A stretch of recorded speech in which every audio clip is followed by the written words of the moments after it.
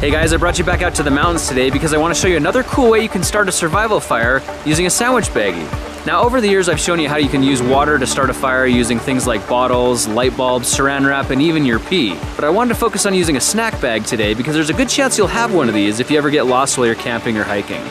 Now perhaps one of the most important things in starting a fire is your tinder, the type of tinder that you use. And we want to find something extremely dry, and I'm going to be using some bark. I'm going to crush this up into a powder because contrary to my other videos would have you believe, using paper to light a fire is not very easy. What we're going to do is use these big rocks and smash that up into a little powder because the finer we can get this, the easier to light off with the rays of the sun.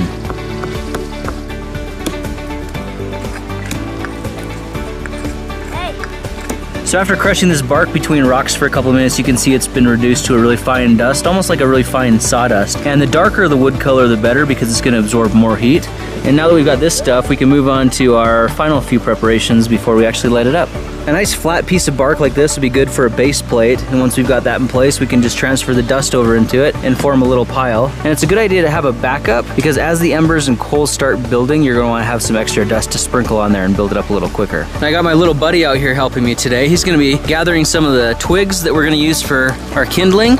You can see the ground is covered with all kinds of little twigs, and we want the thinnest ones possible because that's what we're going to transfer our embers to once we get a flame going. Trees are a great resource for kindling as well because they've got these old dead branches that are super thin, super fine. Within a matter of seconds, you can get a whole handful of tinder that's just gonna be great for when a flame starts growing.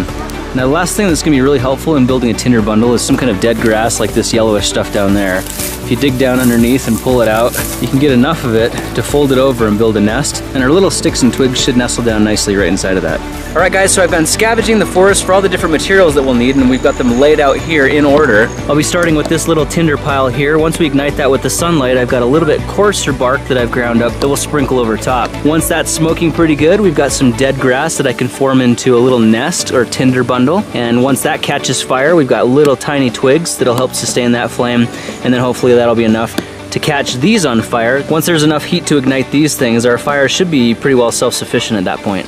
Now the trick to using a sandwich bag or a snack bag to starting a fire is first you got to make sure it's empty, then you got to fill it up with water.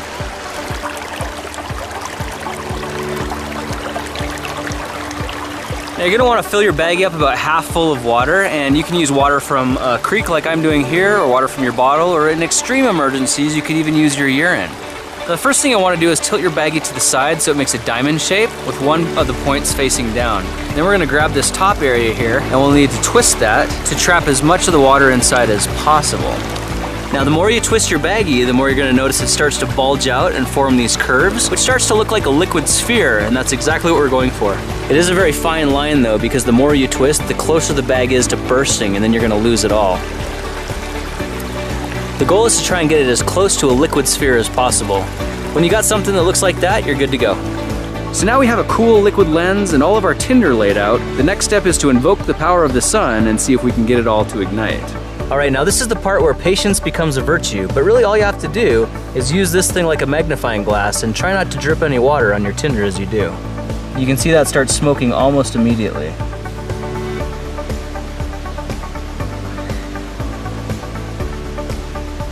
So as the white coals start getting exposed, it's a good idea to sprinkle some fresh new tinder on there, and we're just going to keep repeating this process until we get a lot of smoke coming out of there. You can see how the sandwich baggie acts very similar to a magnifying glass. When you pull it away, the focal point gets more intense, and as you bring it closer, it disperses the heat more evenly. Now there's enough of a gentle breeze today here that I don't have to blow on this at all. As this thing smolders, it sucks just enough oxygen out of the air to keep it going. All I have to do is keep supplying it with fresh new fuel. We could actually give this just a couple more minutes to generate even more heat, and that's a great opportunity to put together your tinder bundle. You can see how I've got the dead grass here, intermixed with small branches. This thing spent some good time smoldering, so now what we're going to do is press the tinder bundle up next to it and very carefully roll it over. And the cool thing about this setup is there's a lot of air flowing through this, so this thing can build up a lot faster now, and it's got some really good material to build off of. Now let's gently wrap the grass around it to contain as much heat as possible. And on a windy day like this, it's not going to take a whole lot for this thing to ignite. So our embers are successfully transferred into our tinder bundle, and now all I have to do is give it a couple of minutes for the heat to build. And as it does, you're going to start seeing a lot more smoke. You can see the smoke is definitely building in intensity. It's getting a lot thicker. So that's a good indication that it's ready to move on to the next phase. And if we blow into it gently, we can really accelerate the ignition.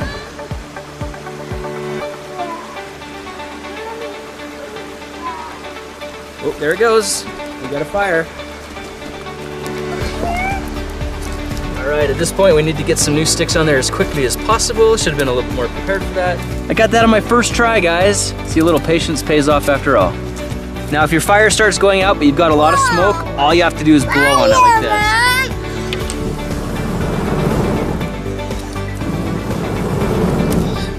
There we go. At this point, it should be pretty self-explanatory how to keep this fire going. If not, I'm afraid you're on your own.